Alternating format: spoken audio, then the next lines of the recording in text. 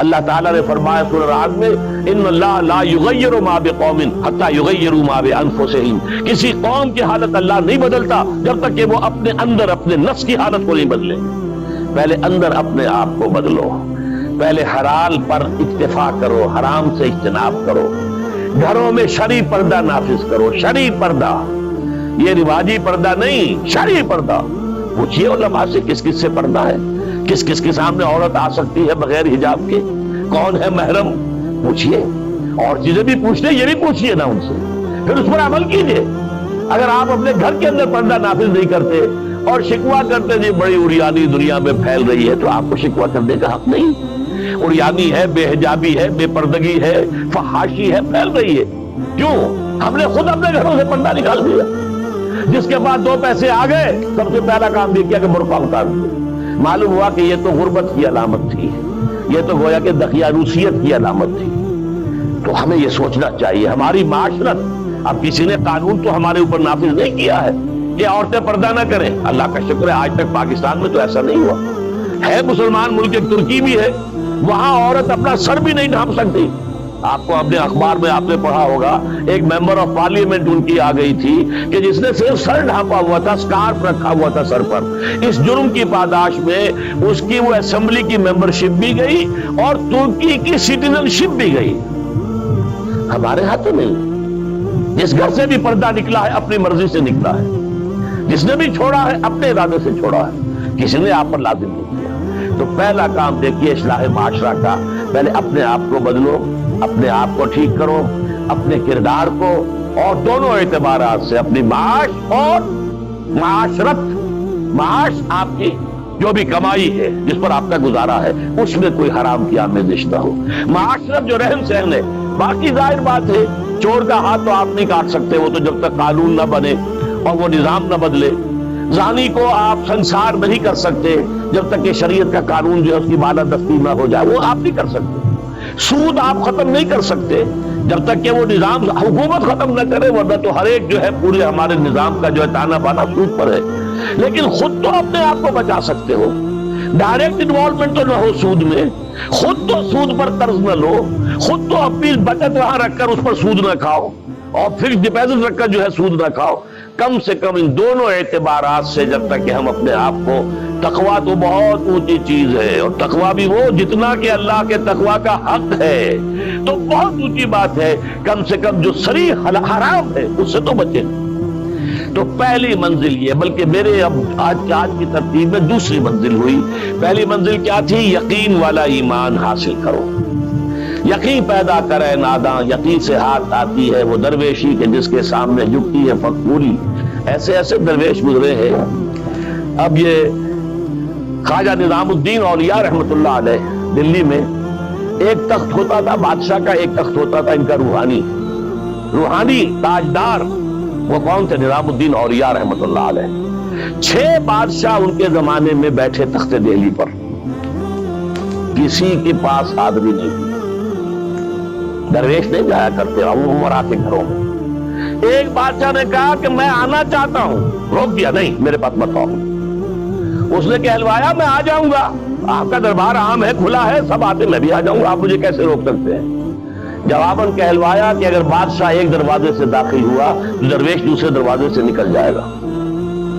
جھک رہا ہے کہ نہیں بادشاہ؟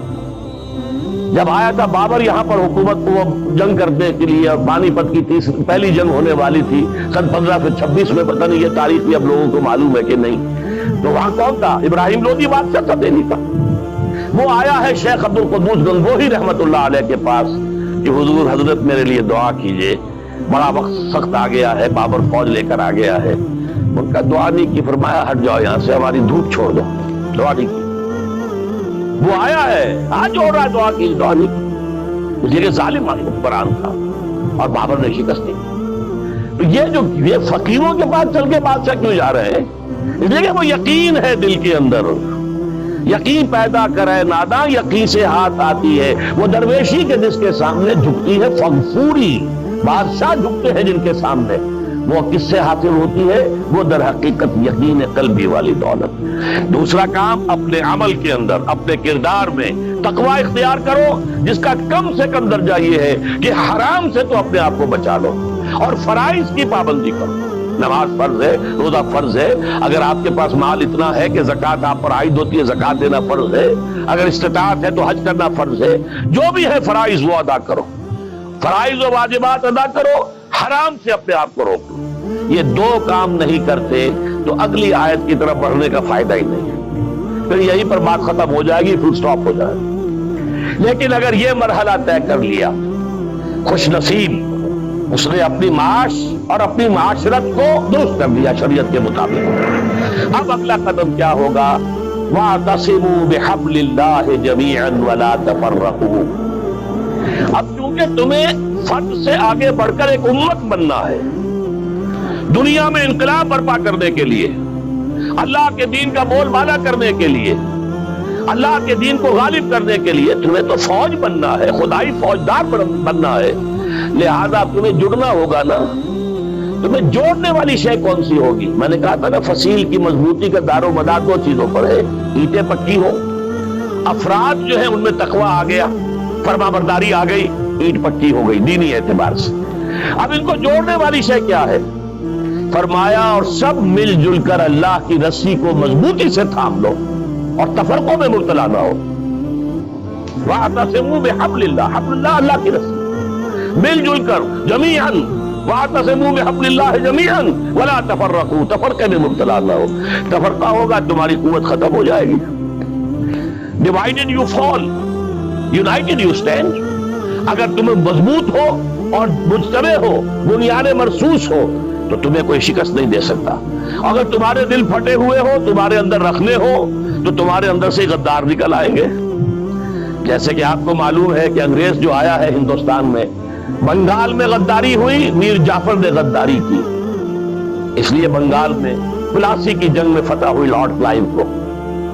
دکن میں ہمارا آخری تیر جسے کہا اقبال نے, ترکشے مارا خدنگے آخری, ٹیپو سلطان آخری چٹان تھی ہندوستان کے اندر, اور وہ بھی ایک غدار کی وجہ سے.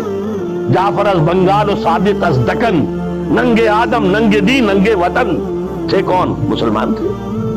لیکن یہ کہ اگر آپس میں تفرقہ ہے, آپ کے تفرقے کو دشمن استعمال کرے گا, آپ کو آپس میں ٹکرائے گا, ایک کے مقابلے میں دوسری کی مدد کرے گا, کبھی دوسرے کے مقابلے میں آپ کی مدد کرے گا, تاکہ آپس میں ٹکرا کر ختم ہو جاؤ. لہذا اتحاد, اب کیونکہ یہاں پہ اتحاد لکھا ہوا ہے تو اسی حوالے سے سمجھیے کہ وَاعْتَصِمُوا بِحَبْلِ اللَّهِ, جو اتفاق کیسے آئے گا؟ اللہ کی رسی کو مضبوطی سے تھامو.